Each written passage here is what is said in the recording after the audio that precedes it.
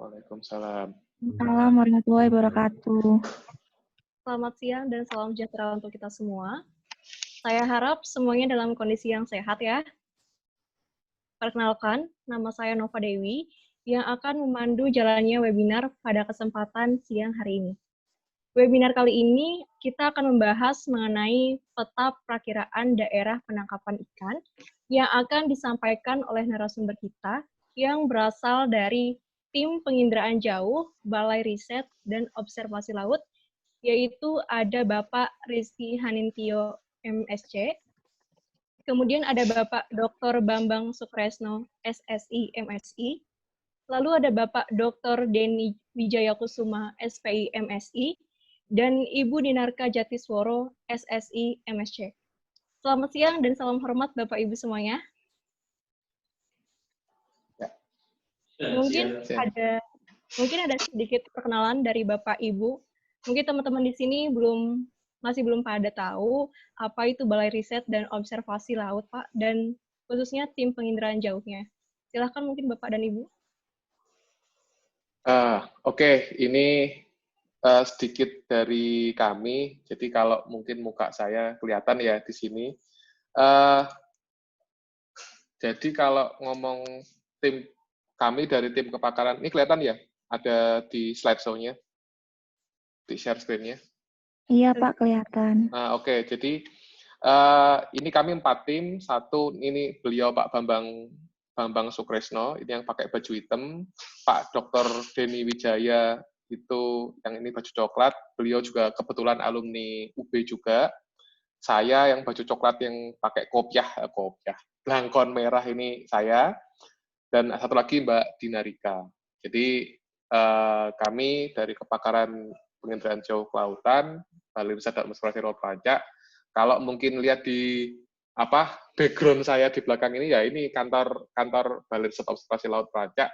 Mungkin kalau yang belum pernah ke Pelancak, contoh juga kayak si Danu sama Putri Dila kan meskipun magang di Pelancak belum pernah ke Pelancak, ya ini kira-kira gedungnya kayak gini. Jadi ya itu sedikit dari kami. Terus jadi nanti di sini kita akan coba sedikit sharing sedikit tentang PPDPI itu seperti apa, baik dalam ranah riset maupun dalam ranah operasional. Gitu kira-kira Nova. Baik Bapak, terima kasih ya Pak gambarannya tentang Balai Riset dan Observasi Laut, terutama PPDPI. Selanjutnya, terima kasih juga kepada Nurfalah Silitonga sebagai Presiden Resim, serta para audiens yang telah hadir dalam kegiatan webinar kali ini. Selanjutnya, akan ada sambutan dari Presiden Resim Study Club kepada Nurfalah Silitonga, dipersilakan. Oke, ini pertama-tama saya terima kasih buat moderator atas waktunya. Terus, Assalamualaikum warahmatullahi wabarakatuh, selamat siang. Perkenalkan, nama saya Nurfalah Silitonga. Saya selaku Presiden Study Club Resim ingin mengucapkan terima kasih kepada Bapak Rizky Hanintio yang sudah menyempatkan waktunya dan berbagi tentang materi peta perakiraan daerah penangkapan ikan, dan kami selaku Study Club juga sangat antusias ya Pak terhadap materi yang Bapak berikan buat hari ini, dan semoga diharapkan juga buat para audiens bisa mendapat ilmu dari materi yang Bapak berikan. Terima kasih banyak dan saya kembalikan kepada moderator. Terima kasih atas sambutannya Kak Nurfalah. Nah, selanjutnya ketika kita berbicara soal peta perakiraan daerah penangkapan ikan, tentu saja dalam melakukan penangkapan ikan ini, informasi mengenai daerah penangkapan ikan sangatlah penting ya, terutama bertujuan agar efektivitas maupun efisiensi penangkapan ikan dapat ditingkatkan. Nah, untuk lebih jelasnya akan dibahas oleh narasumber kita yang sangat luar biasa nanti. Nah, bagi audiens yang ingin bertanya, silahkan menuliskan nama beserta pertanyaannya di kolom chat yang nantinya akan dijawab pada sesi tanya-jawab, atau mungkin yang ingin bertanya secara langsung bisa menuliskan "saya ingin bertanya" di kolom chat juga. Nah, baik, untuk pemaparan materi dari tim penginderaan jauh Balai Riset dan Observasi Laut, yaitu mengenai peta perakiraan daerah penangkapan ikan, kepada Bapak Rizky Hanintio, MSc, kami persilakan. Ya, oke. Terima kasih atas teman-teman UB yang udah menyempatkan waktu juga di siang hari ini. Jadi ini lebih ke sharing ya. Jadi karena kalau teman-teman UB ini kan UB perikanan terutama kan banyak banget pasti akan berhubungan sama PPDPI, terus bagaimana menangkap ikan. Di sini kami mengenalkan apa sih peta perakiraan daerah penangkapan ikan. Nah, kalau ngomong timnya tadi udah dikenalkan, ada Pak Dr. Bambang Sukresno, Pak Dr. Denny, Mbak Dinarika, sama saya. Nah, kebetulan nanti di sini saya akan yang mempresentasikan. Nanti ada Pak Denny juga sama Mbak Dina yang ikut dalam room di sini, nanti juga bisa saling membantu. Jadi kebetulan saya S1-nya di Penginderaan Jauh UGM, terus S2-nya saya barusan lulus di Fakulti Geoinformation Science di ITC Belanda. Nah, jadi kira-kira ini bayangannya presentasinya seperti apa. Jadi di sini saya mau bilang seperti apa sih PPDPI, gimana juga sih penginderaan jauh kelautan itu kalau kita mau ngomong PPDPI, terus PPDPI itu seperti apa juga, dan ini yang mungkin sebenarnya highlight beberapa peneliti mungkin beberapa tahun ke belakangnya itu PPDPI spesies khusus, karena kita tahu kalau ngomong PPDPI nggak cuman di PROL, tapi juga ada ZPPI 8 juga. Tapi ini yang jadi kunci utama kita, yaitu PPDPI spesies khusus. Jadi ini mungkin yang belum ada, dan juga mungkin kalau dapat dikatakan di dunia juga belum ada yang berani mengoperasionalkan PPDPI spesies khusus ini secara operasional. Nah, kalau kita ngomong PPDPI itu kita awalnya akan melihat juga sih sebenarnya bagaimana armada penangkapan ikan itu bekerja, bagaimana keahlian nakoda untuk menangkap ikan. Kadang-kadang mereka itu melihat juga semisal warna air laut, atau mungkin suhu air laut, atau arusnya, atau ada apa tidaknya burung di sekitar laut. Nah, contoh beberapa nelayan yang pernah kita ngobrol, contoh yang paling lucu itu di Wakatobi. Wakatobi itu mereka kadang cuma menyelupkan tangan, plung gitu, dia bilang, oh Pak, dekat sini ada ikan gitu. Dan bahkan kadang-kadang ikannya itu juga bukan ikan-ikan biasa gitu, ikan-ikan kalau ikan-ikan pelagis itu kan berarti kan di kedalaman ya. Mereka ikan-ikan demersal itu mereka juga kadang-kadang cuma ketika nyelupin tangan, mereka tahu di mana itu lokasi ikannya. Nah, faktor-faktor inilah, semisal tingkah laku ikan, suhu, angin, arus, itu yang kita lihat dari penginderaan jauh. Nah, bagaimana kalau kita lihat PPDPI? PPDPI itu kalau di dunia sebenarnya udah cukup banyak modelnya. Kalau kita lihat di Prancis itu ada namanya Sipodim. Sipodim itu model, dia utamanya dia memodelkan perilaku ikan tuna. Jadi mulai dari ikan tuna yang masih larva, juvenil, sampai dia berukuran besar, adult, dia memodelkan itu.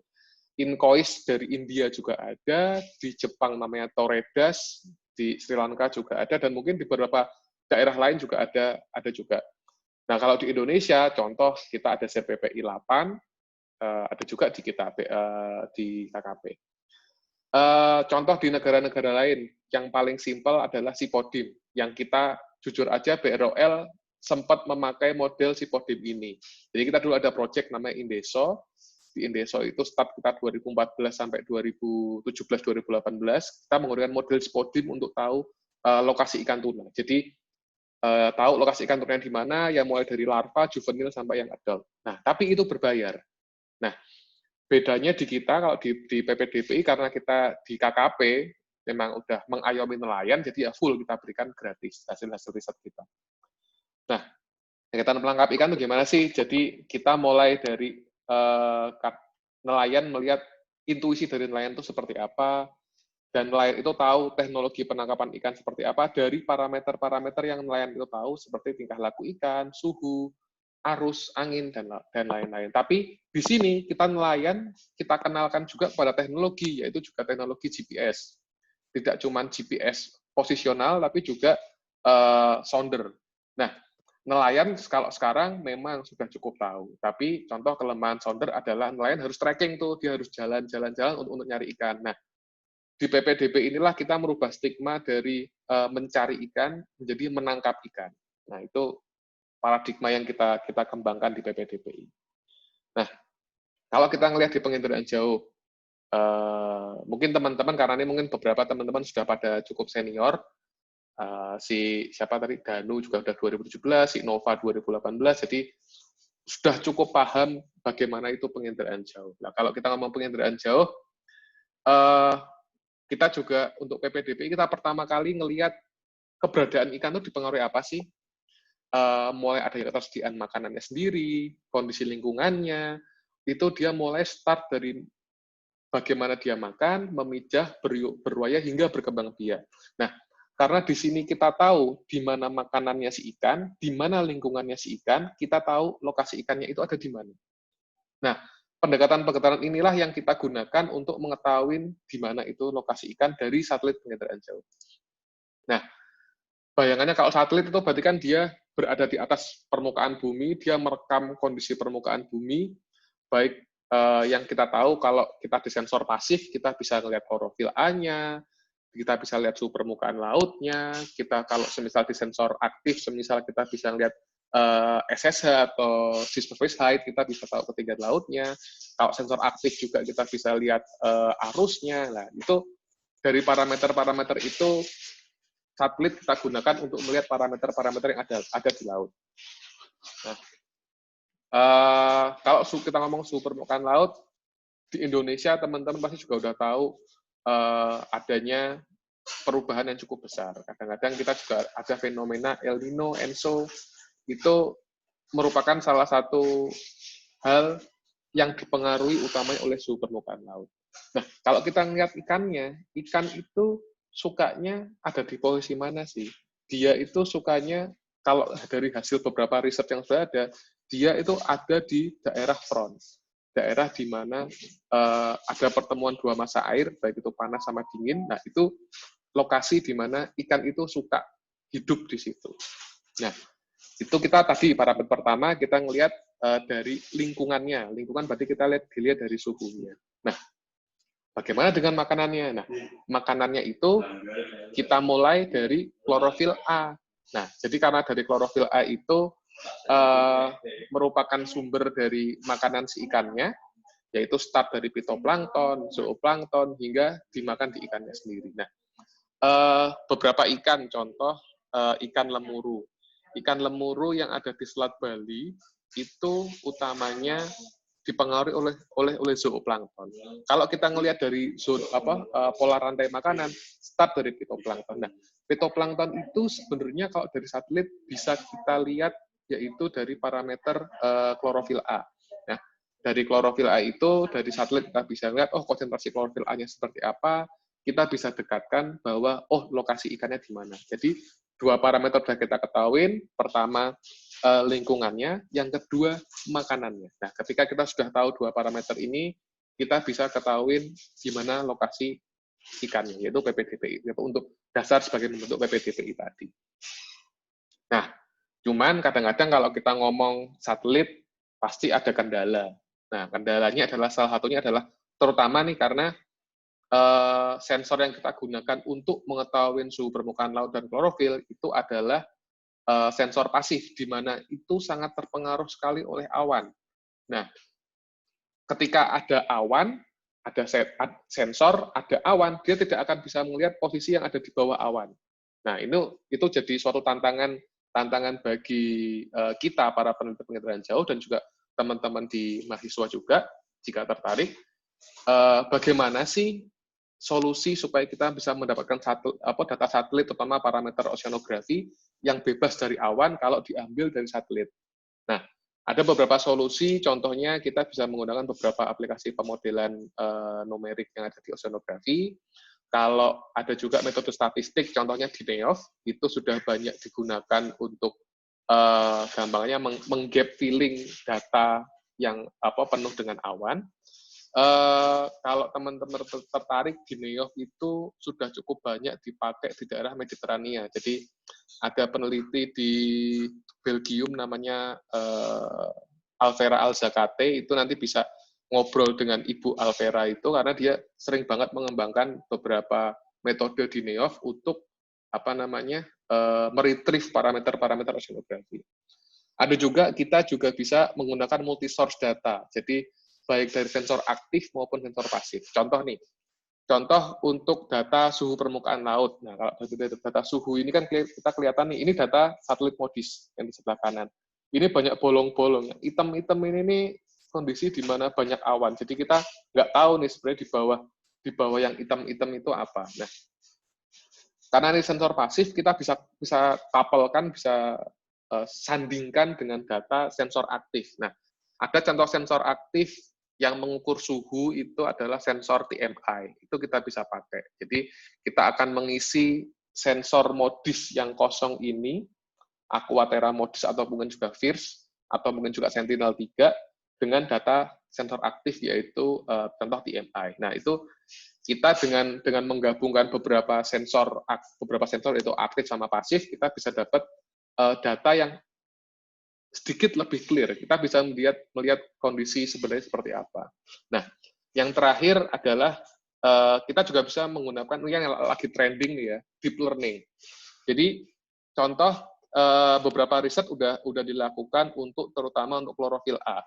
Jadi kita bisa melihat kondisi klorofil A, terutamanya di daerah coastal, di daerah pesisir, itu kondisi klorofil A-nya seperti apa, meskipun tertutup awan, kita dengan metode deep learning, yaitu saya lupa metodenya. Salah satunya juga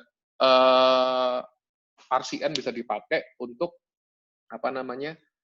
ngelihat, memodelkan bagaimana kondisi klorofil A di daerah coastal. Jadi cukup banyak metode, dan tapi lagi-lagi ini semuanya masih dalam tahap riset. Kalau yang saya tahu, contoh di NEOF juga di deep learning itu masih cukup banyak kans untuk teman-teman melakukan riset di situ. Nah, PPDPI sendiri kalau kita ngomong bentuknya seperti ini. Jadi ini contoh PPDPI nasional, skala nasional. Jadi kita ada dua skala pelabuhan sama skala nasional. Ini contoh skala nasional. Nah, di peta ini kita memberikan informasi lokasi daerah penangkapan ikan berdasarkan data oceanografi. Jadi umumnya kita hanya memakai dua parameter, yaitu suhu permukaan laut sama klorofil. Tujuannya adalah tadi mengubah paradigma dari mencari ikan menjadi menangkap ikan. Nah, itu tadi yang saya sudah informasikan. Kita udah punya data suhu permukaan laut, contoh. Dan kita juga punya data kesuburan perairan, yaitu dari klorofil A. Nah, dari dua data ini, yang utamanya dari Aquaterra, MODIS, dan FIRS, kita gabungkan jadi satu untuk melihat di mana lokasi daerah penangkapan ikan, serta untuk PPDPI, kita juga memasukkan informasi keselamatan nelayan, yaitu data kecepatan arah dan angin. Jadi ini sumbernya dari data BMKG. Nah, dari ketiga data ini, yaitu data suhu permukaan laut, klorofil A, dan kecepatan angin, kita bisa menerbitkan PPDPI. Nah, terutama untuk di data suhu permukaan laut, tadi saya sudah informasikan bahwa kita menggunakan parameter front, yaitu front SST, yaitu di mana dua massa air itu bertemu. Nah, front ini kita menggunakan metode dari Cayula Cornelion. Terus untuk threshold-nya itu bisa dilihat di tulisan yang dilakukan, riset yang dilakukan oleh Mbak Dinarika. Jadi kita dari threshold yang sudah ditentukan, kita bisa menentukan di mana sih lokasi front, di mana sih lokasi ikan untuk PPDPI yang sudah diterbitkan. Nah, kalau kita ngomong PPDPI, kita start sebenarnya dari tahun 2002. Kita sudah cukup lama, dari 2002 hingga saat ini. Nah, dari situ kita bisa melihat milestone PPDPI. Kita mulai dari awalnya kita 2 kali seminggu, sampai hingga saat ini kita 3 kali seminggu untuk skala nasional dan setiap hari untuk skala pelabuhan. Nah, ini kita sekarang udah di 3 kali seminggu dan tiap hari untuk skala pelabuhan, dan kita sudah bisa prediksi 5 hari ke depan untuk spesies tertentu. Kedepannya kita tetap ingin tiap hari PPDB tetap terbit serta banyak challenge-nya. Satu contohnya adalah data yang tertutup awan tadi, karena tidak bisa dipungkiri karena dengan adanya satelit, kita menggunakan satelit pasif, ketika adanya awan, kita PPDB kebanyakan tidak bisa terbit. Nah, kalau PPDBI sebenarnya buat nangkep apa sih? PPDB itu buat nangkep ikan pelagis, jadi murni ikan-ikan pelagis. Jadi kita nggak bilang ikan pelagis besar, ikan pelagis kecil, kita semua murni ikan pelagis untuk PPDBI nasional. Nah, untuk pelabuhan karena memang skalanya lebih kecil, jadi resolusinya akan lebih baik karena di PPDB nasional kita menggunakan data Aquaterra Modis resolusi 4 km, sedangkan di pelabuhan kita menggunakan resolusi 1 km, jadi jauh lebih detail. Ada juga beberapa PPDBI perairan khusus, jadi karena contoh di Laut Sawu, jadi di Laut Sawu itu adalah merupakan daerah yang terlindungi, jadi sebagai daerah MPA Marine Protected Area, sehingga kita terbitkan peta PPDBI di daerah tersebut. Nah, ini cakupan wilayah PPDBI yang sudah kita terbitkan. Jadi memang sudah kita terbitkan se-Indonesia. Jadi ada di daerah pulau-pulau besar untuk yang nasional di Sumatera, Jawa, Bali, Kalimantan, Sulawesi, dan Papua, serta beberapa daerah pelabuhan perikanan yang memang cukup besar, kita sudah terbitkan PPDB-nya. Contoh, Pemangkat, Sungai Liat, kita sudah terbitkan, Cilacap di daerah selatan Jawa, kita juga sudah terbitkan juga. Nah, ini bentuk PPDBI yang sudah kita terbitkan, di mana kita ada lokasi daerah penangkapan ikan dan daerah potensi ikan. Di mana daerah penangkapan ikan adalah lokasi memang yang tingkat probabilitas adanya ikan lebih besar daripada daerah potensi ikan. Kadang kalau kita ngobrol nih ya sama nelayan nanya, Pak, di lokasi daerah penangkapan ikannya nggak ada ikannya. Bukan, di daerah penangkapan apakah daerah lain tidak ada ikannya? Ada, tapi probabilitasnya rendah. Nah, ada juga pertanyaan, Pak, di lokasi daerah penangkapan ikan yang diberikan BROL, kok tidak ada ikannya? Nah, itu sebenarnya bukan salah dari daerah penangkapan ikannya sendiri, tetapi memang metode yang kita pakai sebenarnya, meskipun sudah secara operasional, kita tetap evolving. Jadi kita tetap berkembang secara terus-menerus. Jadi kita selalu minta feedback dari nelayan, kita selalu minta feedback dari direktorat terkait, terutama direktorat perikanan tangkap, tentang gimana sih lokasi-lokasi penangkapan ikan sehingga akurasi dari PPDBI dapat kita kembangkan. Ini kalau ini contoh PPDBI di pelabuhan, skala pelabuhan, jadi jauh lebih detail. Kalau tadi skala nasional bentuknya poin, untuk skala pelabuhan bentuknya grid, jadi areanya lebih lebar. Karena kalau untuk skala nasional itu untuk nelayan-nelayan berukuran besar, bergross tonnage besar, sedangkan pelabuhan lebih ke nelayan-nelayan yang jarak jangkauannya tidak terlalu jauh. Nah, untuk distribusi, terutama untuk teman-teman mahasiswa, langsung aja bisa ke website, bisa di-download secara gratis. Nah, yang terakhir adalah tentang spesies khusus. Nah, ini yang sebenarnya yang menarik cukup banyak orang, karena kalau ikan pelagis oke, bisa nangkep, tetapi kadang-kadang dari tangkapan ikan yang ada itu ada juga ikan-ikan yang tidak berekonomis tinggi. Sedangkan kalau nelayan pengennya nangkep ikannya mahal, jadi harga jualnya tinggi. Jadi salah satunya contohnya adalah contoh semisal tuna kalau di daerah selatan Jawa, cakalang yang ada di daerah utara Sulawesi, kalau di Selat Bali kita ada lemuru. Nah, contoh kita di pelikan tuna kita terbitkan hanya di daerah Jawa, Bali, Nusa Tenggara bagian selatan. itu kita sudah bisa prediksi 7 hari ke depan dari data Marine Copernicus itu atau CEMEMS. Dan metode yang kita gunakan metodenya Pak Bambang Sukresno, itu yaitu metode ECDF. Ada juga pelikan cakalang. Kalau pelikan cakalang itu di daerah Sulawesi bagian utara menggunakan data CEMEMS juga. Dan juga metodenya kita menggunakan GAM, mungkin teman-teman di UB juga udah sering pakai. Dan untuk pelikan lemuru khususnya di daerah Selat Bali terbitnya setiap hari, belum bisa prediksi. Dan metode yang digunakan juga metodenya GAM. Nah, ini contoh pelikan tuna yang ada di selatan Jawa. Ini metode yang dikembangkan oleh Pak Bambang Sukresno. Jadi kita, kalau PPDPI tadi bentuknya vektor, yaitu data point sama data kotak-kotak seperti itu, kalau untuk di pelikan bentuk datanya bentuk data raster. Jadi lebih colorful. Jadi kita lebih berwarna. Jadi kita bisa langsung kelihatan di mana sih lokasi ikan tuna yang memang potensinya cukup tinggi, mana yang cukup rendah. Jadi kalau dari sini memang di selatan Jawa, Samudra Hindia cukup banyak potensi ikannya.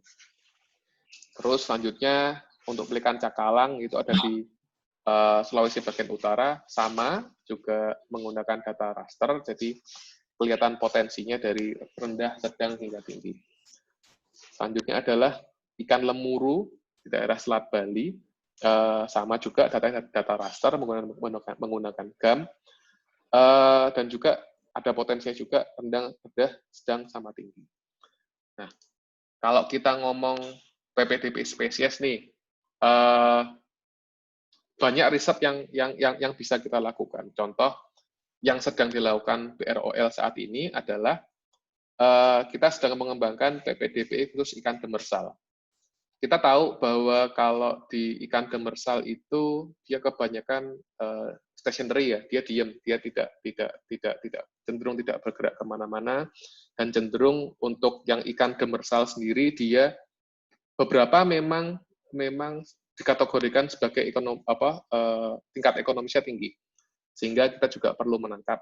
Tetapi di sisi lain ikan demersal ini perlu kita lindungi juga supaya tetap lestari, jadi tetap tidak mengganggu skema rantai makanan yang ada di lingkungan sendiri. Nah, ada juga kita sedang mengembangkan juga PPDP khusus ikan cumi, kita juga sedang kembangkan itu. Nah, contoh di gambar ini adalah ini riset yang pernah saya lakukan untuk ikan demersal di daerah Nusa Penida.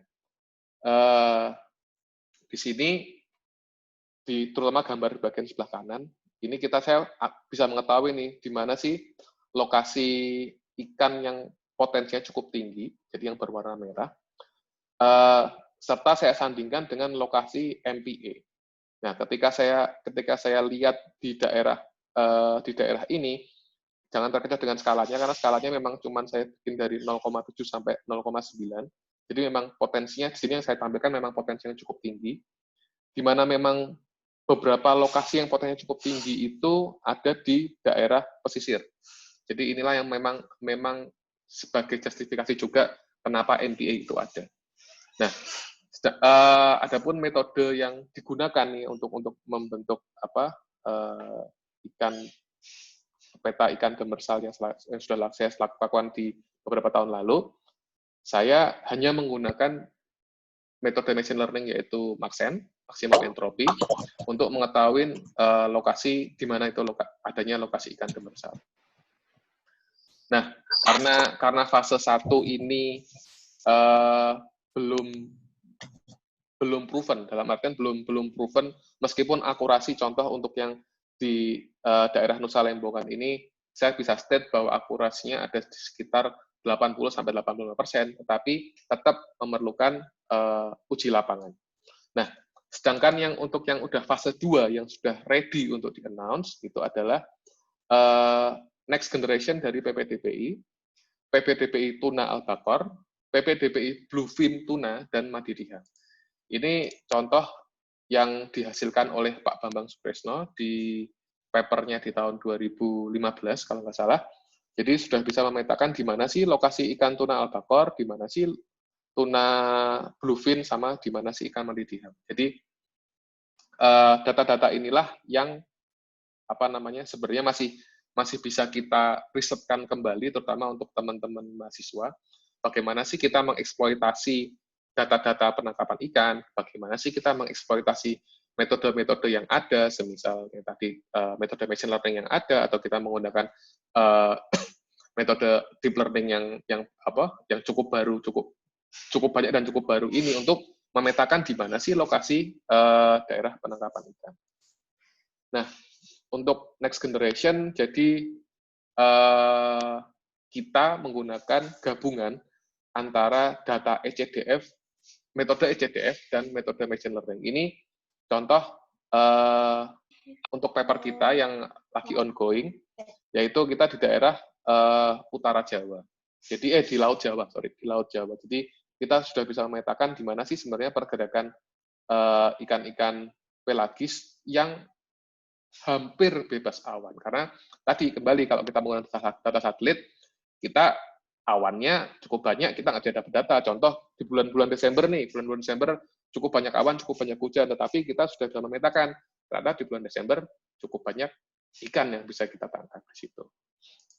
Nah, ini sedikit dari kami. Terus kalau teman-teman mahasiswa S1, mungkin kalau siapa tahu juga ada teman-teman S2, cukup banyak riset yang bisa kita lakukan. Kita sudah mungkin beberapa waktu lalu Resim sempat mengadakan juga untuk Google Earth Engine. Itu sangat powerful. Saya juga sedang main-main Google Earth Engine juga untuk bagaimana sih, terutama kalau saya untuk memetakan di daerah bentik, di daerah pesisir. Jadi bagaimana memetakan seagrass-nya, bagaimana kita memetakan lamunnya, bagaimana saya menghitung kolom air di pesisir menggunakan Google Earth Engine. Nah, kalau kita ngomong PPDBI juga, kita juga bisa ngomong nih, bagaimana kita memetakan ikan-ikan yang spesifik, spesies apa yang berekonomis tinggi, baik itu ikan pelagis ataupun ikan demersal. Contoh kayak tadi, tuna, Sipodim udah menggambarkan, oke, Sipodim skalanya 1/12, di mana itu, 1/12, 9 km. Nah, mungkin dengan data satelit atau mungkin nanti teman-teman bisa mengeksplor lebih jauh, either itu pakai machine learning atau pakai deep learning, bisa mengetahui di mana sih ikan tuna yang ada, lokasi keberadaan ikan tuna itu ada di mana. Tidak cuma pelagis, tapi juga ikan demersal, karena memang contoh ikan nelayan-nelayan yang satu hari berangkat, pagi berangkat, sore pulang. Mereka kebanyakan nangkapnya ikan-ikan demersal. Itu lokasinya ada di mana. Jadi mereka bisa cukup terbantu. Nah, untuk ngomong datanya juga, kita juga bisa main-main juga kombinasi data penginderaan jauh yang ada, maupun sensor aktif atau sensor pasif. Bisa juga kita couple-kan dengan data-data ocean model sehingga lebih akurat, bebas awan, dan juga temporalnya cukup tinggi. Untuk coastal area, terutama kalau kita main-main di ikan demersal, ini juga tantangan juga, karena ketika kita ngomong pesisir itu influence dari daratnya cukup besar. Ketika ada influence dari darat cukup besar, variability-nya cukup besar juga, sehingga kita harus bisa tahu nih bagaimana kita mengekstrak informasi. Terutamanya kalau tadi teman-teman ngomong klorofil itu adalah bagian dari namanya IOP, Inherent Optical Properties. Nah, bagaimana kita meretrieve IOP sehingga dapat klorofil cukup baik di daerah coastal, itu juga cukup penting, karena berhubungan dengan siklus rantai makanan atas ikan-ikan demersal ataupun ikan-ikan pelagis. Nah, kalau teman-teman juga bermain tadi Google Earth Engine, itu merupakan salah satu platform untuk memainkan, kita ngomong big IO data, karena IO data dapat katakan cukup besar. Kalau teman-teman sekarang sudah mulai main-main data Sentinel, anggaplah Sentinel 2. Sentinel 2, satu scene level 1C itu berukuran sekitar 800 mega. Ketika teman-teman sudah melakukan koreksi atmosfer, sudah kita melakukan koreksi macam-macam, data itu bisa satu scene itu bisa sampai sekitar 23 giga. Makanya kalau teman-teman UB terutama, kalau mungkin ada senior di UB yang ikut di sini, saya selalu nanya kalau semisal magang, komputernya berapa mega atau RAM-nya berapa mega, komputernya seperti apa? Karena kalau terutama magang sama saya, karena nanti pasti akan bermain-main dengan data yang baru, kita mengeksplorasi data-data baru sehingga dapat teman-teman mahasiswa juga dapat update terbaru atas satelit dan sensor penginderaan jauh yang ada. Tapi kalaupun enggak, ini masih saya lagi sedikit bikin modulnya. Jadi kalau misalnya tahun depan teman-teman mau kesini, ya udah nanti kita bisa main-main. Entah kita kalau kita mau main machine learning atau deep learning, kita bisa main-main di Anaconda via TensorFlow, atau mau main Google Earth Engine, itu juga nanti kita bisa main-main di situ. Ya. Tidak cuma itu, sebenarnya topik-topik untuk riset baik bachelor S1 maupun S2 itu cukup banyak. Nanti kita bisa diskusi lebih lanjut, baik untuk masalah PPDPI ataupun topik-topik yang lain. Jadi sekian sharing saya. Nanti kalau teman-teman pengen ngobrol-ngobrol, mungkin habis ini kita bisa ngobrol santai. Gitu kira-kira. Terima kasih. Baik, terima kasih Bapak Rizky yang telah menjelaskan apa itu pemetaan perakiraan daerah penangkapan ikan. Cukup menarik sekali ya Pak pembahasannya. Mungkin dari teman-teman yang ingin ditanya, silahkan tulis pertanyaannya sesuai dengan format pertanyaan. Mungkin dari saya terlebih dahulu, Pak, yang bertanya. Ya, monggo. Nah, seperti yang Bapak jelaskan sebelumnya, untuk penyusunan PPDPI ini didasarkan pada 2 hal ya Pak. Katanya ada lingkungan, yaitu misalnya front, maupun makanannya, klorofil A. Nah, bagaimana jika tidak ada front yang terjadi? Apakah daerah penangkapan ikan tersebut masih dapat teridentifikasi, Pak? Oke. Kalau tadi, kan berarti kita ngomong lingkungannya. Front itu berarti kan lokasi di mana 2 mata air ketemu, dan di mana di situ juga indikasi adanya upwelling. Nah, memang kalau di PPDPI nasional kita bedakan jadi 2. Jadi ada daerah potensi sama daerah penangkapan. Nah, di mana di daerah penangkapan ini memang terjadi data front sama data klorofil itu ada, itu dianggap sebagai daerah penangkapan, di mana daerah penangkap. Sedangkan daerah potensi itu di mana parameter makanannya ada, tapi lingkungannya tidak terlalu sesuai. Jadi makanya di daerah yang nasional itu kita bedakan jadi 2. Meskipun tidak ada frontnya, tetapi kalau memang parameter klorofilnya itu masuk, kita bisa indikasikan sebagai daerah penangkapan. Gitu. Baik, Pak, terima kasih. Wah, ini partisipannya cukup banyak. Nah, ini ada pertanyaan yang masuk, Pak.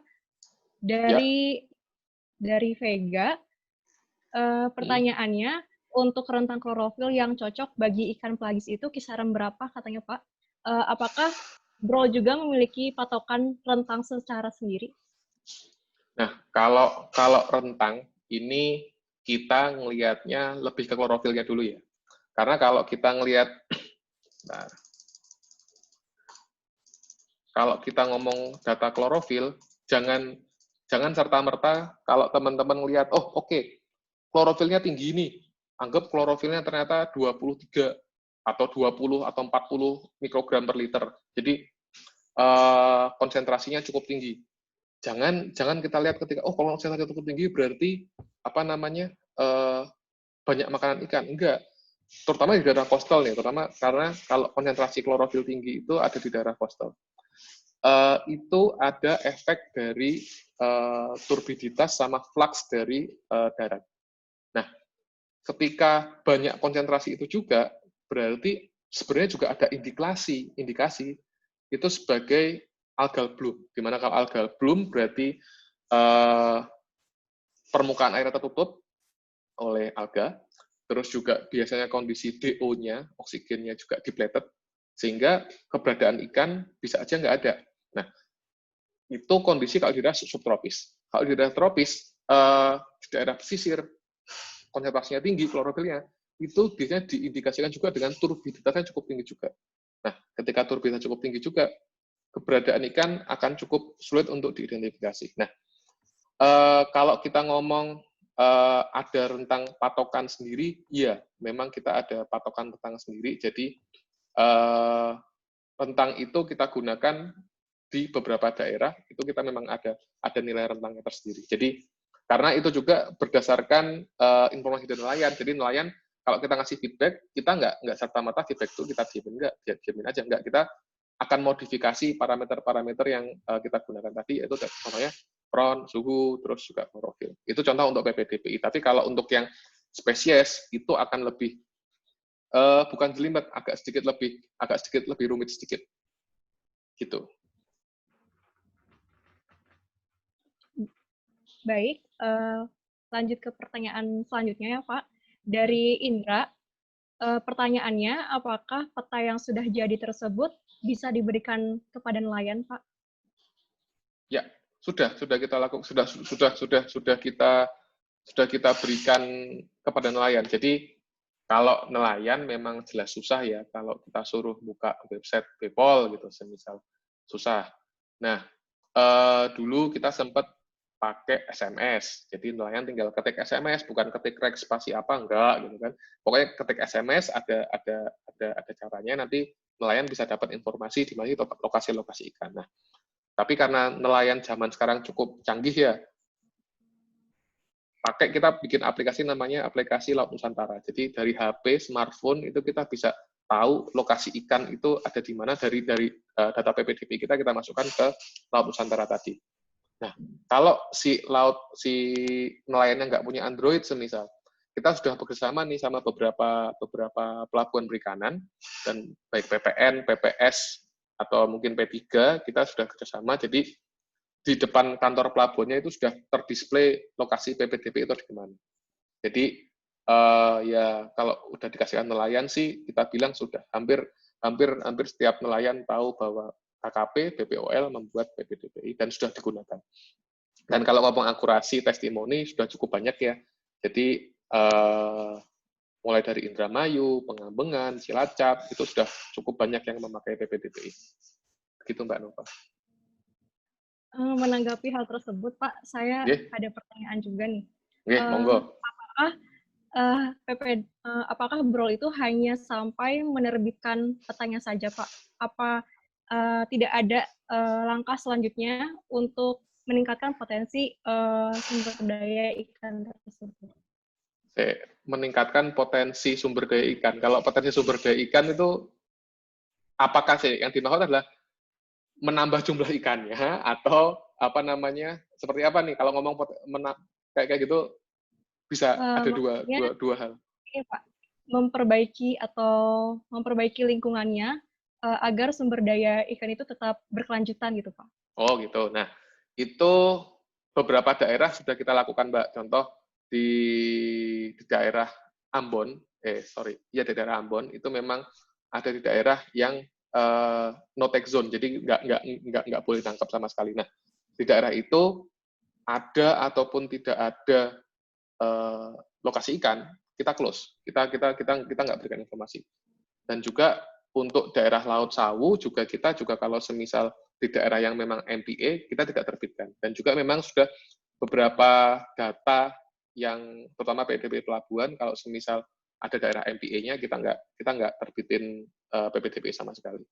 Jadi karena kebanyakan memang daerah-daerah MPA itu di mana lokasi-lokasi ikan itu yang lokasi masih larva sama juvenil. Jadi masih ukuran kecil. Jadi memang belum layak tangkap. Jadi makanya kita close meskipun ada potensi ikan di situ.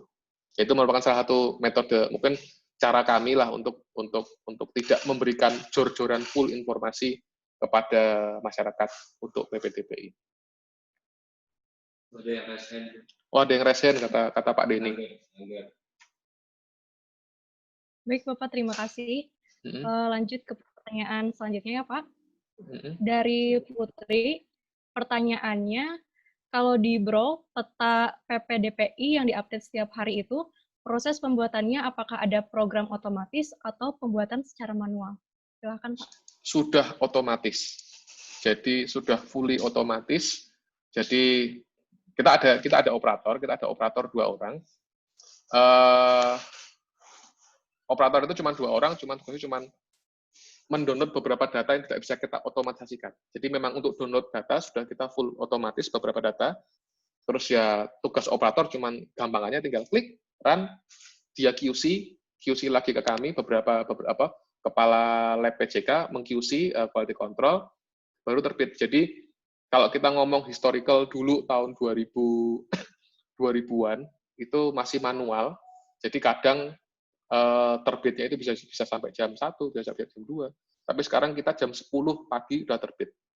Kenapa jam 10 pagi? Ya lebih ke operasional kantor sih, karena kita jam 8 start kita mulai, dari jam 8, 9, 10. Jadi dalam waktu 2 jam, semua peta itu terbit.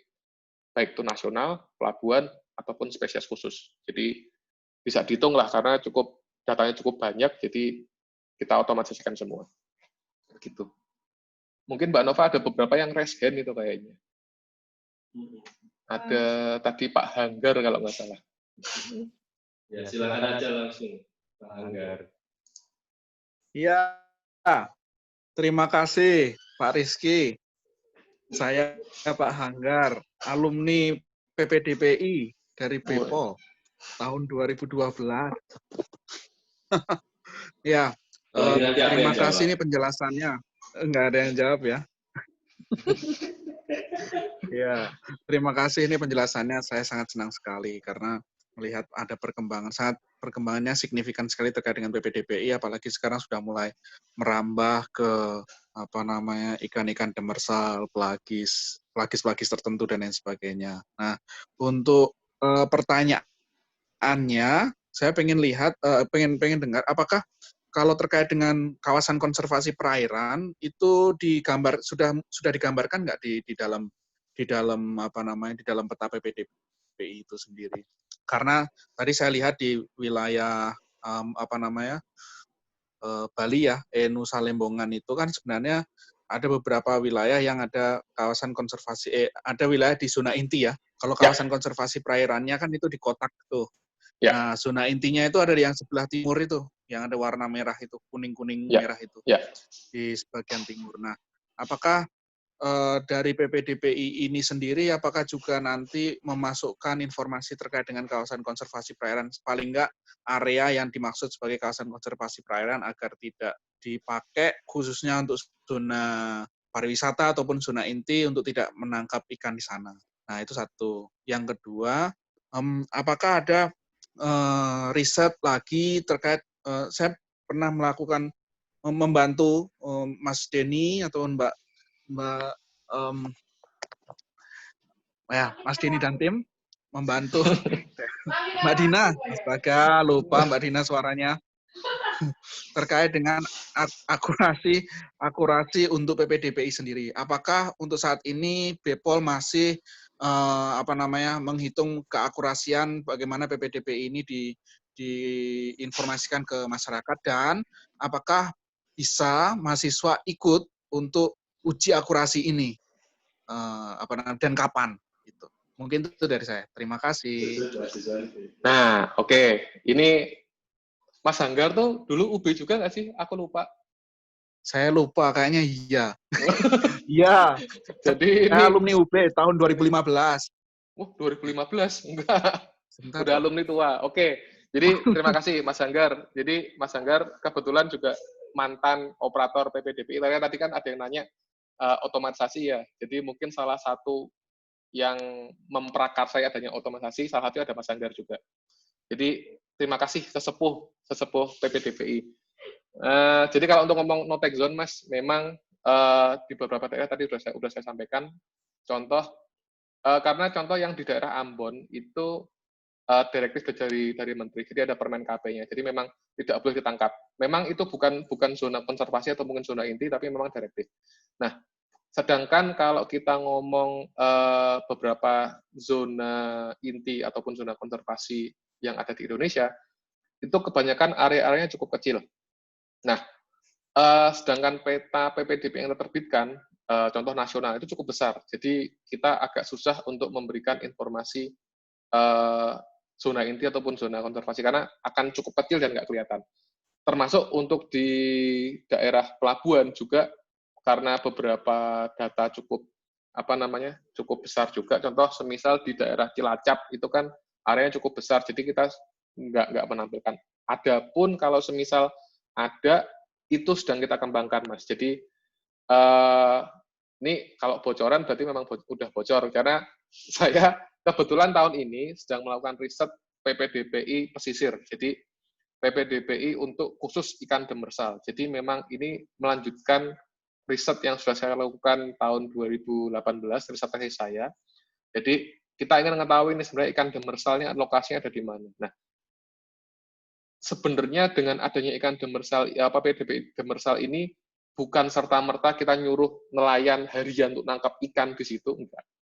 Karena arahnya lebih ke arah konservasi. Jadi kita pengen tahu nih sebenarnya occurrence, karena ikan demersal karena dia sifatnya statis, dia tidak migratory, jadi kita pengen tahu nih sebenarnya sih lokasi ikan demersalnya ada di mana. Nah, ketika kita sudah tahu ikan demersal ada di mana, kita nanti akan segregasikan jadi dua, memang ikan yang memang layak tangkap dan memang ikan demersal yang tidak layak tangkap. Nah, ini sebenarnya bisa jadi justifikasi teman-teman di Direktorat Teknis lainnya, semisal Direktorat Teknis PRL, pengelolaan ruang laut, untuk menambahkan area-area konservasi, terutama ikan-ikan yang tidak ditangkap tadi. Karena outcome dari PPDP pesisir salah satunya juga itu. Jadi selain membantu nelayan untuk nangkap ikan demersal ikan demersal yang ekonomis tinggi, serta boleh ditangkap, serta yang tidak boleh ditangkap karena ukuran kecil. Nah, selain itu juga, kita juga ke depannya kita harapkan kita bisa memberikan arahan kepada teman-teman di PRL, sebenarnya daerah mana sih yang perlu bisa ditambahkan daerah zona inti atau zona konservasi in term of ikan demersal pada daerah-daerah lain. Jadi arahnya lebih ke sana. Makanya saya cantumkan di upcoming research untuk PPDP spesies ataupun mungkin PPDP lainnya, sehingga teman-teman UB bisa ada gambaran nih. Jadi topik-topik skripsi apa yang bisa dikembangkan, baik itu mau kita mau PPDP pelagis ataupun PPDP demersal. Nah, pertama kalau semisal Mas Hanggar nih, kebetulan karena memang beliau ini bekerja di salah satu LSM yang cukup terkenal berhubungan dengan lingkungan, hal-hal seperti ini kita bisa membantu LSM dan kita juga bisa menerima bantuan juga dari, terutama dari Mas Hanggar. Sebenarnya ikan-ikan demersalnya seperti apa, karakteristiknya seperti apa, mungkin juga lokasi-lokasi seperti apa, karena kalau kita ngomong Mas Hanggar sendiri kan lebih in charge kepada teman-teman yang ada di lapangan, nanti memang tiap hari di lapangan, jadi kita bisa sedikit kolaborasi gitu. Jadi kolaborasi antara government, antar dengan NGO, sama dengan universitas. Jadi tripartit yang cukup baik ini, jadi kita bisa mengembangkan PPDPI bisa lebih bagus lagi. Kira-kira gitu, Mbak Nova. Baik. Apakah ada tanggapan dari Mas Hanggar? Ya, terima kasih. Kurang satu, Pak Rizky. Yang satu terkait dengan ini akurasi. Nah, apakah mahasiswa bisa diikutkan? Kalau dulu kan kalau nggak salah mahasiswa bisa ikut kemana-mana ya, ke Ambon atau kemana gitu. Dan lupa saya. Oke, kalau ngomong mungkin akurasi, bisa jadi. Silakan Mas. Ya, itu dulu. Oke, kalau ngomong akurasi, untuk akurasi memang kita terakhir kali riset akurasi itu tahun 2017 kalau nggak salah. Kita pernah melakukan riset akurasi. Dan kalau ngomong dipublish ke masyarakat, sebenarnya sih belum sih, Mas. Jadi kita publish di riset aja, dan juga lebih ke publish ketika kita ngomongin akurasi, ketika kita presentasi kepada nelayan aja. Dan kalau semisal mahasiswa ikut, monggo. Bahkan sebenarnya tahun ini pun kalau tidak ada si Mbak Kopit ini, saya kerjasama sama Undip sebenarnya. Karena riset saya, PPD pesisir ada di daerah Pantura, bagian Pantura. Jadi ngajak Undip. Nah, kalau teman-teman UB sebenarnya contoh nih, yang lagi magang sekarang dengan saya, Danu, itu sebenarnya saya sedikit menjawil Danu, karena saya kasih sampel data akustik riset saya 2018 di Nusa Lembongan tentang ikan demersal. Jadi memang secara langsung atau tidak langsung teman-teman mahasiswa kalau mau ikut, monggo. Jadi tidak tidak cuman magang ataupun mau skripsi juga boleh, mau ikut riset kami juga boleh. Gitu kira-kira. Terima kasih, Mas Rizky. Ya, saya mungkin menanggapi terkait dengan ini ya, kawasan konservasi perairan. Senang sekali ketika ada upcoming PPDPI spesies ini, sebenarnya kita nggak lihat perakiraan daerah penangkapan ikan ya, lebih tepatnya kalau kita lihat agregasi ikan yang ada di wilayah, kalau untuk saya, pekerjaan saya terkait dengan marine protected area, kawasan konservasi perairan. Jadi kita bisa melihat di sini, mungkin nanti ke depan kita bisa kerjasama, di mana kita bisa lihat ternyata, kan yang warna merah ini kemungkinan besar agregasi ikannya besar ya? Ya, betul ya? Betul. Ya. Nah, memang kita untuk saat ini membutuhkan informasi itu, Mas Rizky. Karena informasi itu ketika agregasi ikan itu banyak, dan kemungkinan kita di sana melihat spesies juga banyak, dan itu bisa menjadi salah satu sumber plasma nutfah, itu bisa menjadikan salah satu bagian dari zona inti untuk pembuatan marine protected area. Dan ini sangat membantu sekali. Mungkin ke depan kita akan teruskan ya lewat chat-chat pribadi ya untuk bekerja sama untuk kegiatan ini ya. Ya, jangan lupa teman-teman UB kalau semisal diajak, kayaknya menarik Mas, karena kan teman-teman UB kalau saya ngelihat, karena saya sering banget bimbing magang mahasiswa UB, skripsi mahasiswa UB juga, mereka cukup jos, markonyos. Ya, oke. Ditunggu juga teman-teman UB kalau mau magang di tempat kita, di Konservasi Internasional Indonesia juga sangat terbuka sekali, jadi bisa langsung masuk. Kok jadi ini ya? Promosi. Jadi promosi. Ya, oke, terima kasih. Baik, terima kasih. Lanjut ke pertanyaan selanjutnya ya, Pak. Ya, silakan. Dari Ana. Pertanyaannya, di Bali ada aplikasi Fish On. Nah, apakah PPDPI milik Brol ini sama dengan aplikasi tersebut? Oke. Ibu. Oh, ini kayaknya Pak Denny mau jawab untuk masalah Fish On ini. Monggo Pak Denny. Silakan, Pak. Oh iya, Bu Ana. Ini Bu Ana ini PSP 97. Apa PSP Brawijaya 97. Apa namanya? Jadi Fish On itu memang apa namanya dibuat oleh Kemenkomar kalau tidak salah ya, bukan di dan sepertinya dia untuk mancing, bukan untuk apa namanya meningkatkan produksi nelayan. Tapi intinya begini, kami itu di sini tujuannya memproduksi PPDPI itu adalah bagaimana nelayan Indonesia itu yang tadinya mencari ikan itu secara gambling kemana-mana, sudah hutang sama juragan darat dan segala macam tidak dapat ikan, kita memberikan sedikit kepastian terhadap mereka sehingga apa namanya ke laut itu mereka tidak lagi gambling atau berjudi, tapi mendapatkan ikan, produksi ikan. Nah, kami itu sebagai yang memproduksi PPDPI itu tidak terikat terhadap aplikasi ataupun program-program apapun yang mendistribusikan informasi tersebut. Karena sejatinya apa namanya melalui aplikasi atau tidak PPDPI yang kami produksi ini itu tetap ada dan tetap kami cantumkan di website kami di apa namanya brol.litbang.kkp.go.id. Nah, di situ. Jadi semua orang bisa melihat di situ. Nah, kemudian ketika ada yang membantu kami untuk apa namanya membuatkan aplikasi, kemudian juga melalui ditanamkan di dalam alat dan segala macam, itu kami sangat apa namanya berterima kasih gitu kan. Tetapi kami juga tetap tidak menarik biaya apapun dan juga tidak terikat kepada aplikasi. Jadi jangan sampai misalnya begini, misalnya teman-teman UB itu kemudian menciptakan aplikasi gitu kan ya, tiba-tiba menciptakan aplikasi yang bisa membantu nelayan untuk mendapatkan PPDPI harian, gitu kan. Entah itu platformnya melalui smartphone, aplikasi Android, gitu kan, ataupun misalnya melalui SMS dan segala macam.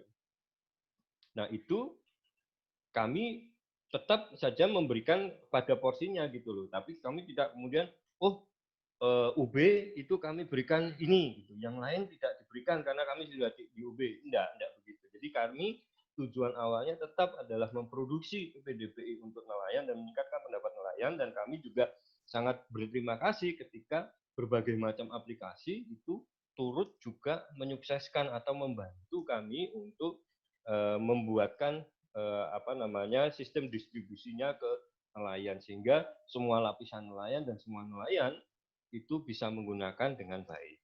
Terus yang kedua, mungkin saya sedikit nambahkan tentang yang dikatakan sama Hanggar tadi tentang MPA. Jadi gini, memang dari dulu kita sudah memperkirakan, sudah melihat bahwa memang PPDPI kita itu jangan terlalu rakus. Jadi isinya tidak melulu mengajak nelayan untuk menangkap, mengeksploitasi tanpa memperhatikan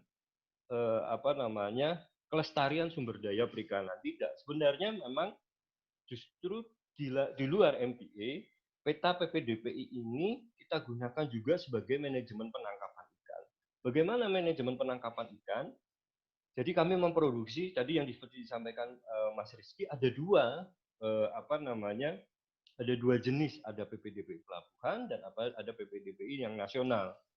Di mana PPDPI nasional itu kalau teman-teman lihat itu jaraknya jauh-jauh.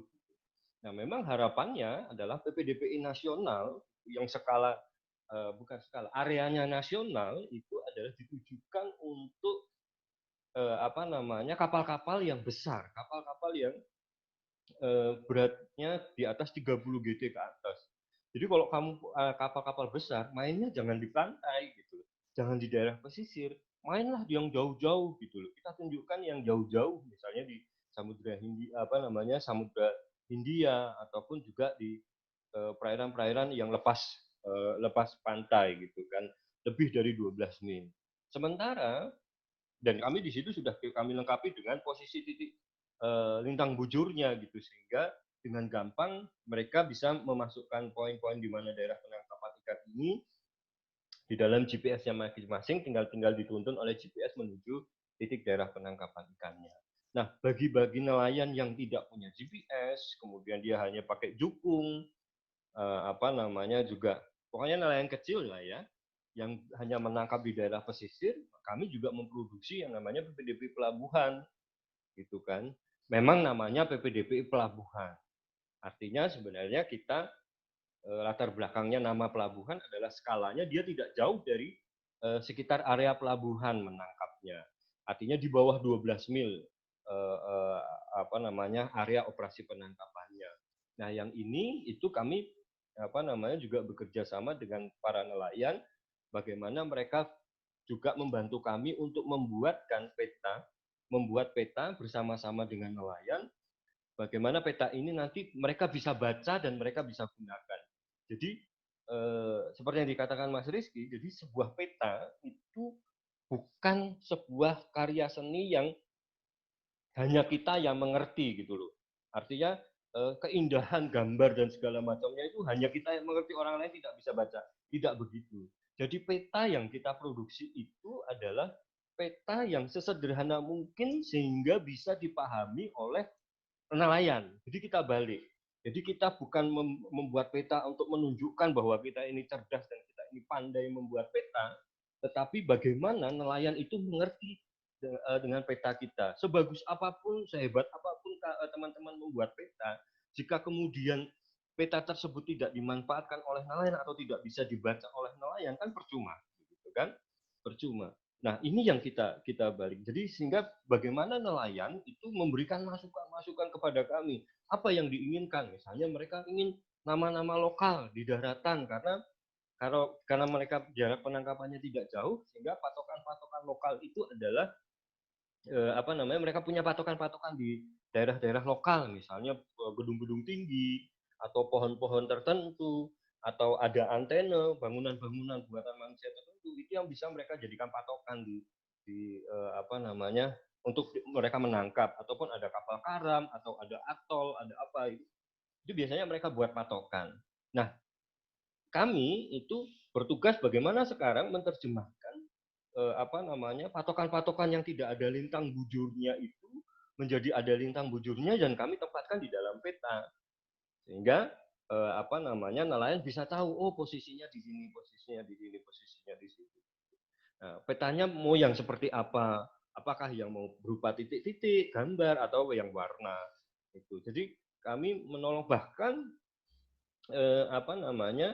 ini juga kami buatkan untuk yang dia buta huruf. Jadi ada beberapa nelayan juga yang ternyata masih buta huruf. Jadi menangkap ikan itu ke laut ya blank gitu, dia hanya bisa mengetahui dan bisa membaca tanda-tanda alam. Nah, kami mencoba dengan misalnya Bapak itu berangkatnya dari mana, titiknya ditunjukkan ke dia gitu kan, operasi wilayahnya sekitar mana. Nah, itu dari situ kemudian kami berikan dia dengan melalui warna.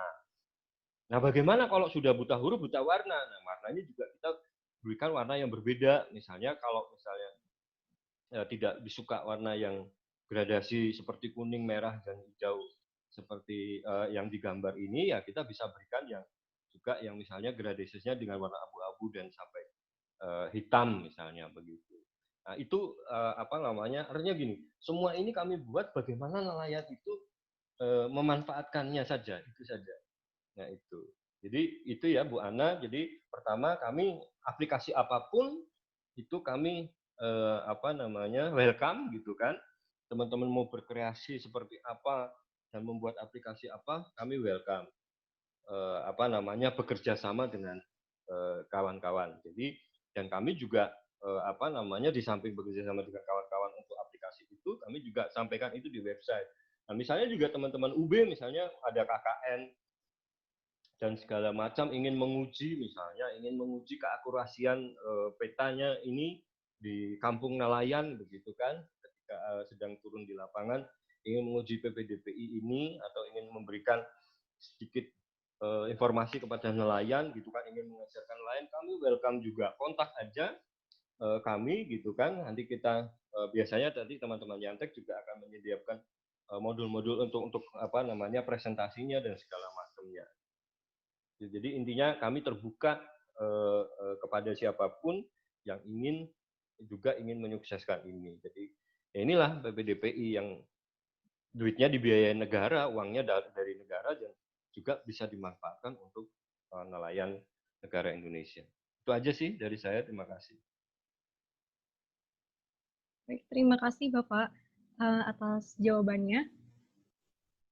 Pak Rizky, bisa kita beralih ke pertanyaan selanjutnya ya Pak? Boleh, monggo. Oke, dari Farida, pertanyaannya, jika setiap hari dilakukan update, bagaimana jika data citra yang diolah itu terhalang sedikit atau banyak awannya, Pak? Nah, itu tadi Mbak, makanya tadi sempat sedikit saya singgung di beberapa presentasi saya sebelumnya. Jadi memang salah satu kendala kita adalah mungkin ya nggak cuma Brol lah, mungkin banyak peneliti penginderaan jauh adalah adanya awan. Jadi kalau satelit itu nggak ada awan, kita nggak bisa nge-retrieve data SST, nggak bisa nge-retrieve data profil, data IOP, data PAR, macam-macam. Nah, itu memang sebenarnya masalah di kita. Makanya saya sedikit memberikan solusi atas adanya awan tadi. Ya, ada kita mungkin pakai pemodelan, DNEOF, multi-source data, atau kita juga bisa mengcombine dengan deep learning. Jadi memang agak susah kalau memang ada awan, ya kita gampangnya nggak bisa apa-apa. Memang mau nggak mau kita harus mencoba mengeksplor metode-metode baru supaya kita gampangnya bisa menambal data yang ada awan tadi. Nah, kalau ngomong pemodelan, sebenarnya teman-teman Ocean Numerical Model itu sangat routing on, sangat tergantung terhadap data in situ. Makanya KKP sendiri, beberapa daerah kita sudah nge-deploy buoy, kita nge-deploy beberapa sensor supaya model laut kita bisa jauh lebih bagus. Tetapi ya tadi, ketika ada awan, terutama tebal seperti ini, kita nggak bisa apa-apa. Jadi memang akhirnya blank, nggak ada data sama sekali. Gitu kira-kira. Gitu, Mbak Nova. Baik, terima kasih Bapak.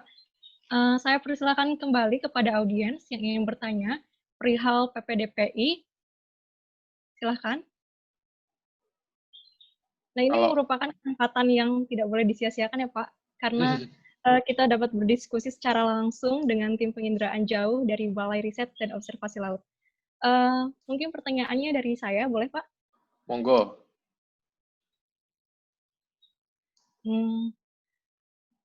Nah, untuk kalau misalkan mahasiswa ingin seperti saya yang awam sekali pengetahuan akan ini, baru banget buat saya, bagaimana jika saya ingin melakukan pemetaan daerah penangkapan ikan demersal, Pak?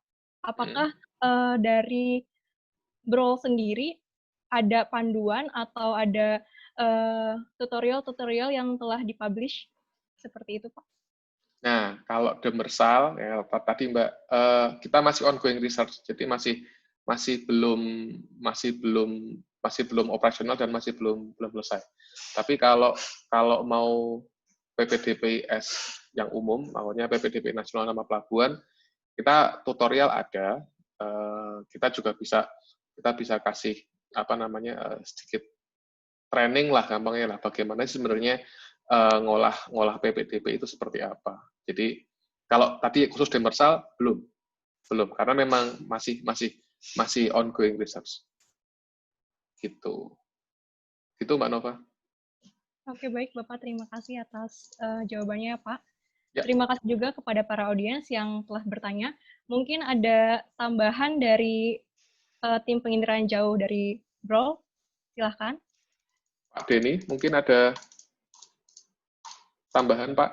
Ya, sedikit menambahkan ya, mungkin karena dulu di universitas inilah, di fakultas inilah, juga saya menuntut ilmu S1 saya, dan seperti yang disampaikan Pak Abu Bakar Samba. Nah, saya dulu ujian skripsinya bareng sama Pak Abu Bakar Samba. Jadi Pak Abu Bakar Samba, dua-duanya di panel langsung gitu, dengan uji berapa. Bedanya waktu itu Pak Abu Bakar Samba rambutnya pendek, gitu kan, rambut saya panjang. Sampai disuruh keluar sama Pak siapa ya, lupa ya, ada kemaluan. Nah itu. Jadi intinya pada saat itu saya ujian skripsi pertama di Fakultas Perikanan Brawijaya tentang penginderaan jauh dan juga tentang peta perakiraan daerah penangkapan ikan. Ketertarikan saya dulu karena ada alumni dari Probolinggo itu mengajak kita mahasiswa perikanan itu untuk membantu LAPAN melakukan validasi ZPPI-nya di Selat Madura, karena pada saat itu Selat Madura ingin ditutup selama 20 tahun untuk proses recovery, sehingga nelayan-nelayan yang ada di perairan Selat Madura, Pasuruan, mulai dari Surabaya, Pasuruan sampai Situbondo, itu akan dipindahkan daerah penangkapan ikannya, tidak menangkap lagi di Selat Madura, tetapi di atas Madura maupun juga di atas Bali, Pulau Bali pada saat itu. Nah, untuk memindahkan itu tidak mungkin hanya diperintahkan memindahkan saja, tapi kemudian dilengkapi dengan data-data di mana ikan itu menangkap. Nah, waktu itu kami karena PSP waktu itu sukanya program studi suka piknik, kan PSP program studi suka piknik gitu kan. Jadi kami yang disuruh di lapangan membantu teman-teman lapangan melakukan validasi peta ZPPI. Nah, dari situ kemudian menimbulkan ketertarikan saya untuk belajar penginderaan jauh gitu kan. Kemudian saya sampai ke lapangan dan segala macam untuk mendapatkan ilmu itu, dan kemudian memberanikan diri maju skripsi dengan data penginderaan jauh yang saya kaitkan dengan data penangkapan ikan. Nah, intinya apa sih dari cerita ini semua gitu kan? Artinya selama adik-adik semua, teman-teman semua ini basis status mahasiswa, itu kreasikanlah ataupun juga kreatiflah dalam melakukan kegiatan-kegiatan. Apalagi dengan kampus wadah ada tadi saya dengar ada namanya rezim sebuah studi klub. Nah, studi klub inilah yang kemudian memang harus kita lakukan. Jadi kan bisa misalnya tadi ada pertanyaan bagaimana kalau kami yang awam penginderaan jauh ini ingin belajar penginderaan jauh itu ke BROL.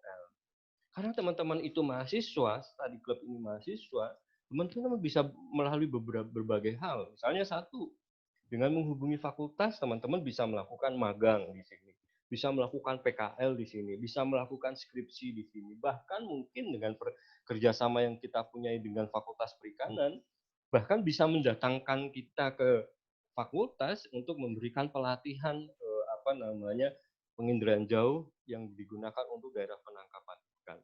Intinya tidak ada jalan yang tidak mungkin ketika teman-teman punya ketertarikan yang kuat terhadap penginderaan jauh dan terhadap keilmuan ini. Sehingga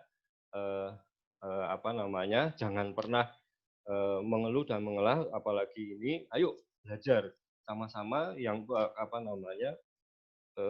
capailah itu, ketakutan bersama kita dulu itu kita hadapi. Ya, kami dulu juga sedikit cerita sama seperti adik-adik, apalagi yang sudah di semester akhir yang sudah skripsi ini kan ketakutannya adalah ketika kamu lulus kan nanti kan duduk lagi di kantin kampus kan ditanya sama adik kelasmu wah sekarang udah lulus ya, iya kerja di mana gitu kan. Ketakutan kita bersama itu seperti itu. Nah, makanya bagaimana kita memanajemen ketakutan bersama itu melalui kelompok-kelompok studi itu.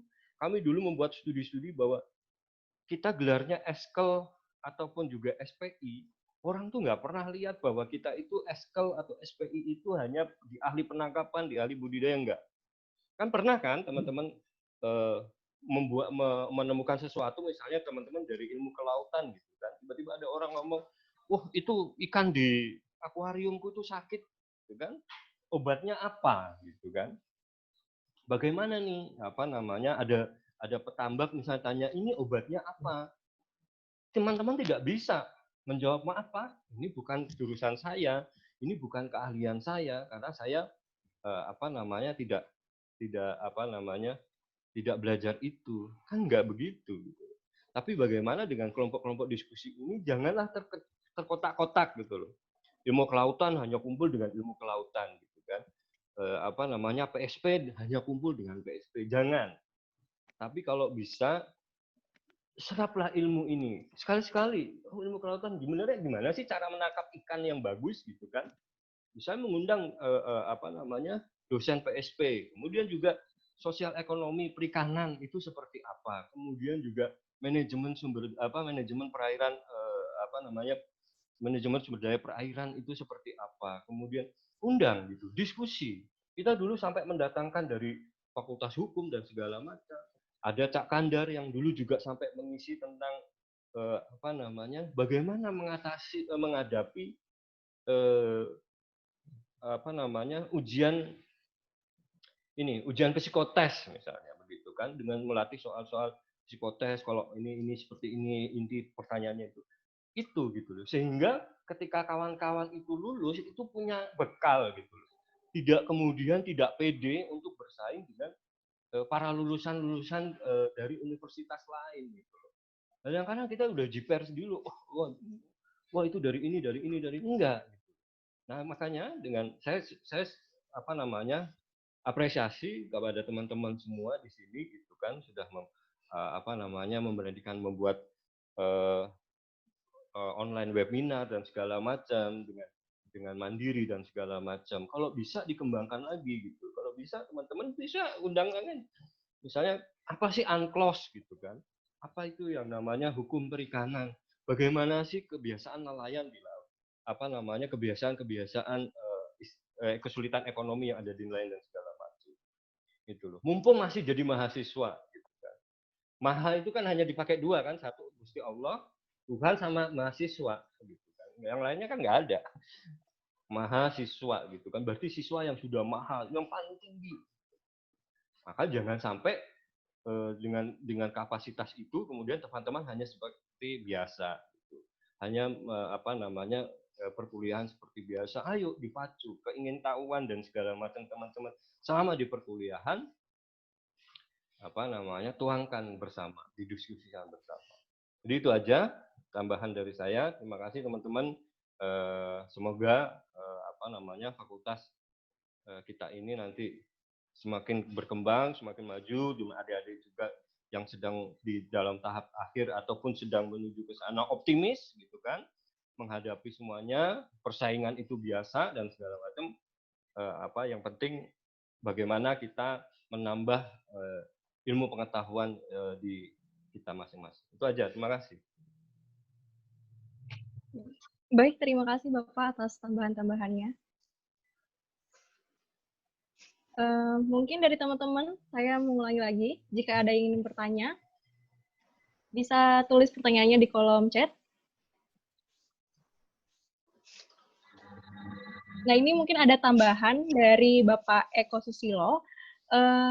Aplikasi berbasis Android yang official dibuat oleh Brol, yaitu aplikasi Laut Nusantara. Nah, bagi teman-teman yang membutuhkan atau punya sanak saudara yang nelayan juga mungkin bisa mendownload aplikasi tersebut ya. Betul, jadi nggak cuma Laut Nusantara, jadi kalau semisal teman-teman mahasiswa terutama, kalau semisal mau butuh data atau apa, dan kebetulan kita punya, monggo email aja ke kantor, cari aja di bepol.kkp.go.id, nanti ada emailnya, nanti bisa minta di sana, entah itu mau data PPDPI ataupun data pelikan, monggo kalau semisal mau minta, dan itu totally free. Nah, pertama tadi kalau tambah lagi dari Om J tadi yang sudah sedikit sharing tentang bagaimana kehidupan di UB, karena ini kan mostly tentang sharing session teman-teman di UB ya. Kalau teman-teman di UB mungkin dari resin butuh sesi lagi lebih bagaimana hands on data atau apa. Tadi Om J udah bilang bisa panggil kami kalau misal kita memang ada waktunya cukup cocok, kita bisa bantu. Contoh juga beberapa waktu lalu kita juga sering mengadakan hands on data training langsung. Contoh kemarin di Undip, teman-teman Undip pernah manggil kita namanya register Undip. Register Undip pernah manggil kita untuk bagaimana kita memanipulasi data-data satelit, kita menggunakan data-data satelit mulai dari kita downloading, kita processing, kita mungkin sedikit scripting bagaimana mengolah data-data itu. Jadi monggo aja kalau semisal memang teman-teman resim itu menganggap sharing kita bagus, nanti kita bisa tindak lanjut lebih lanjut, kita untuk bisa ngobrol lebih lanjut ke depannya. Itu kira-kira Mbak Nova. Terima kasih Bapak Rizky. Sekali lagi kami ucapkan terima kasih banyak kepada Bapak Rizky maupun tim penginderaan jauh lainnya dari BROL yang telah memberikan pengetahuan kepada kita semua tentang peta perakiraan daerah penangkapan ikan. Nah, karena kita sudah berada di penghujung acara, sebelum menutup webinar pada hari ini, saya ingin menggarisbawahi beberapa poin saja. Yang pertama, penyusunan peta PPDI ini bertujuan untuk mengubah paradigma mencari ikan menjadi menangkap ikan. Nah, PPDPI juga selain memberikan daerah penangkapan ikan, juga memberikan informasi mengenai prediksi arah angin maupun tinggi gelombang yang bertujuan untuk keselamatan para nelayan maupun pelayaran lainnya. Kemudian penyusunan peta PPDPI juga didasarkan pada analisis yaitu analisis front suhu maupun kesuburan perairan yang menggunakan data citra satelit. Ya begitu ya Bapak. Mungkin segitu saja kesimpulan dari saya. Selanjutnya mungkin ada lagi perwakilan dari tim penginderaan jauh BROL yang memberikan closing statement pada kita semua. Silahkan Bapak Ibu sekalian. Ya, kira-kira udah cukup Mbak Nova. Oke, baik kalau gitu. Alhamdulillah rangkaian webinar pada hari ini sudah terlaksana dengan baik. Kami ucapkan terima kasih sekali lagi kepada tim penginderaan jauh, Balai Riset dan Observasi Laut yang sudah berbagi ilmunya kepada kita semua. Saya mewakili seluruh anggota dan pengurus Resim Study Club, memohon maaf apabila terdapat salah kata maupun perbuatan. Saya Nova Dewi, selaku moderator, mengucapkan terima kasih kepada audiens yang telah hadir dan menyimak dengan sangat antusias pada webinar mengenai PPDPI pada siang hari ini. Semoga pengetahuan yang telah kita dapatkan bisa bermanfaat untuk kita semua. Saya pamit undur diri. Terima kasih atas perhatiannya. Wassalamualaikum warahmatullahi wabarakatuh. Waalaikumsalam warahmatullahi wabarakatuh. Terima kasih teman-teman UB. Terima kasih juga, Pak. Terima kasih juga, Pak. Terima kasih banyak, Pak.